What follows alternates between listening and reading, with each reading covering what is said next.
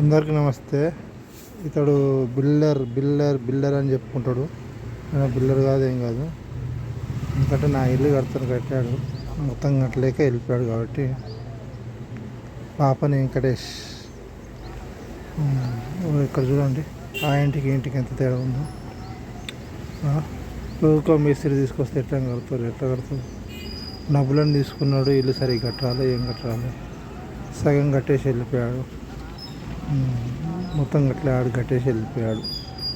తర్వాత మాకు చాలా ప్రాబ్లం అయింది. చూడండి ఎంత ఇచ్చి పెట్టిపోయాడు. మొత్తం కాడికి వదిలిపెట్టేసి వెళ్ళిపోయాడు పాపని వెంకటేష్. చూడండి గేట్ చూడండి ఎట్లా ఉందో. ఆ గేట్ తీసుకొచ్చాడు. ఈ ముఖం చూడు, తిక్కనా కొడుకుడు, దొంగనా కొడుకుంటారు.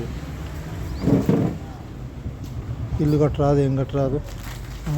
వచ్చే మాటలు చెప్తారు, సోకులు వేసుకుంటారు, సూటు బూట్ వేసుకొని సెల్ ఫోన్లు రెండు సెల్ ఫోన్లు పట్టుకొని స్మార్ట్గా వచ్చేస్తారు. అరే దాన్ని చూసారక మాకు నమ్ముతట్టు ఉంటుంది.